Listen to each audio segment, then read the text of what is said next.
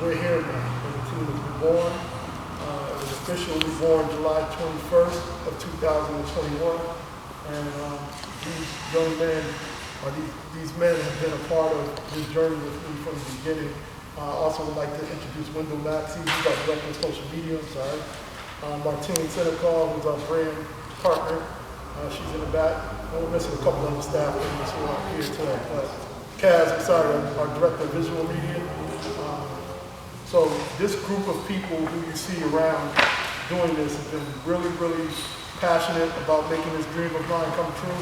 They've been really passionate about making sure that we do this thing correctly, and we're really, really excited about what we're bringing to the state of Connecticut. And one of the things that was really, really important to me was to make sure that this was a statewide program. This was a state of Connecticut venture.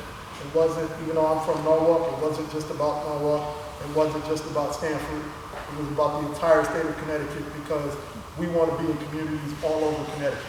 We want to do initiatives with kids.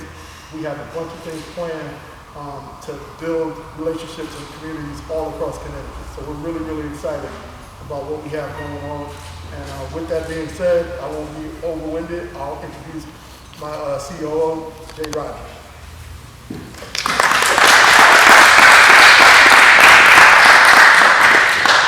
I'm going to keep it real short and brief because Anthony touched on a lot of the topics that I wanted to touch on. I really just wanted to say thank you to everyone that's here in attendance today.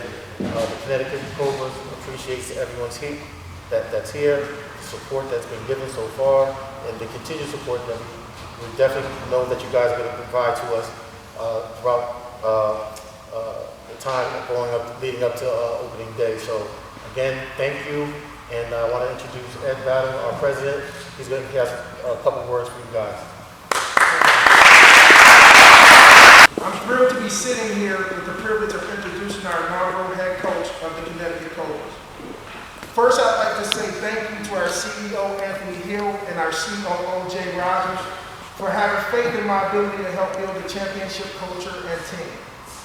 I would also like to thank our executive board for their tireless work leading up to this day and moment. Anthony and I met at a Greater Hartford Pro-Am community event one Sunday while breaking bread in Middletown.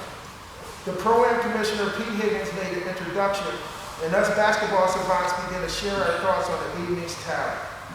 Then Anthony shifted and began to convey that he was in the process of launching a pro-men's team here in Connecticut, with the goal of being more than basketball. Those were the important words for me. Our conversation manifested into collaborating with the State Department of Education, local school systems, Boys and Girls Clubs, and YMCAs. We used one another as soundboards with narratives such as, what if we could create a long-term program to reduce the number of violent incidents, both in school and in community?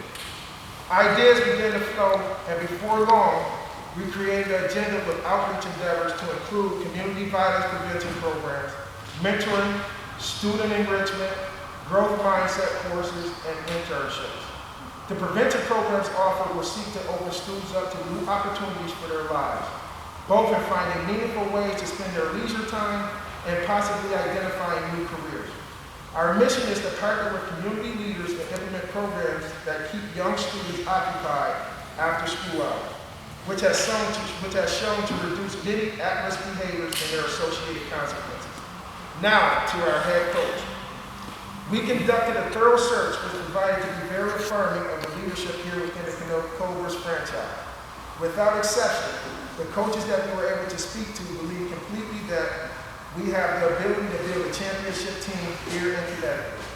Doesn't mean it'll be easy or that it'll be immediate, but I concur that we'll have the elements in place to be successful, as long as we consistently work hard day in and day out. As the process began, there were certain qualities and characteristics that were non-negotiables. Our coach had to have integrity. The culture of our franchise is important, and the standard starts with the leader as a head coach. The player-coach relationship is the most imperative, and having respect for one another is a great building block. The coach has to understand how this team is a representation of our state and the expectations that come along with emulating excellence. Our coach has to possess good energy. This isn't a job for the faint at heart. We need someone with passion and enthusiasm for teaching young men. Being intelligent, being sharp, being smart, and doing things in a way that gives us an advantage and edge. And also, an ability to evaluate and attract high-level talent. We needed a coach with toughness, someone willing to take charge and not be afraid of the challenge. We needed someone with persistence, someone who has a stick-to-itness, someone with the understanding that not everything will be a good day. We looked for a coach that really wanted to represent Connecticut well, really wants the state to be recognized for its good and talent. And finally, someone who understands the significance that sports can have on the community. There was one candidate that checked all the boxes and was fitting as our inaugural coach. He has a really unique and interesting background and long history with the game of basketball, some of which you assume here. He is a Hall of Famer, and basketball is surely in his DNA. He is also a very driven, intense competitor, but one that cares about his players and works tirelessly to develop them as young men. He is rooted upon growing self-esteem in youth through sports. His efforts have had a great impact on these young men and how they conduct themselves and represent their families.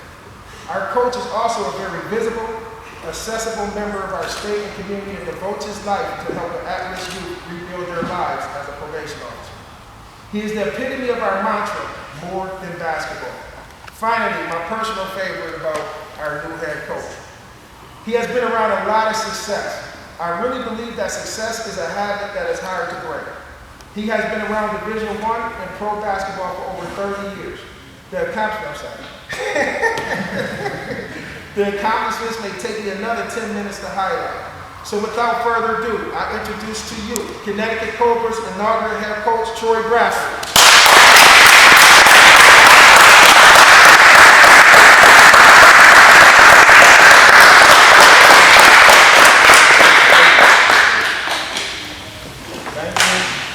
First off, I would like to say God is good. We're supposed to say all the time. All the time. When it's crazy, Anthony, his story, my story was a little of the same. So the last 2 years, I was telling Ed that I wanted to start volunteering. I talked to the commissioner of the TBL, and then the pandemic came. So I ran across Ed one day and he said, we're looking for a coach for this new professional team in Connecticut.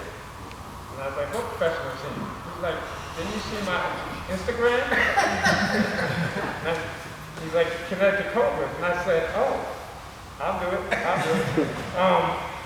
Obviously, I had to go through an intense interview process. I'm glad they picked me. I want to thank Anthony Hill, Jay, Ed, Tyler for choosing me as the head coach. But what you can expect is the same way I play. High pace, intense, defensively we'll pick you up 94 feet, and I'm probably going to get in trouble for saying this, but we'll be one of the top 2, 3, 4 teams in the league. It's not the team that wins the championship. Let me just put it out there. But the reason why this whole press conference is here is because this is like my second basketball home. All right. Rowena is your second year as CEO. So Rowena wasn't here when I started coaching here at the boys club with my AAU program, United Sons and Daughters. So that was back in 2007. I did it till 2017. And we used to this gym wasn't here. We used to use the old gym. And a lot of the kids that I had were from all over Connecticut. We had kids from Stamford, we had kids from London, Windsor, Hartford, Bridgeport, Haven, Waterbury. I had kids from Westchester. I had kids, AAU, you're not supposed to have kids from, it's supposed to be an adjoining state. So New York is an adjoining state, Massachusetts is an adjoining state. I had kids from Miami. I had a few kids from overseas. That's when we got our big men. A kid from Africa, a kid from the Czech Republic, a kid from Croatia.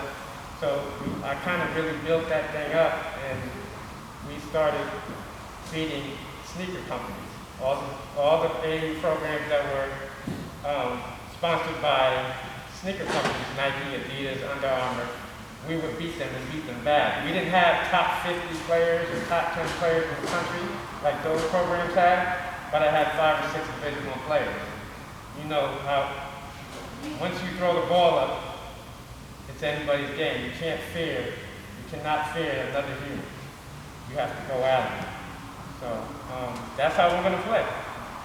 You know, the kids that I'm going to pick are going to be I'm going to look for that. I'm going to look for someone that's not scared, someone that if somebody comes down and scores on him, or comes down and is talking, that the other guy's not going to be scared to challenge him back. You know, you gotta have players that aren't scared to challenge people. You gotta have players that are winning. So I'm also going to look at that. I will talk to their college coaches, and I've done that for a few kids already before we even had this press conference. I've already talked to a few college coaches already just to see the integrity, the character, you know, their character of a few players before I select the team. So, thank you.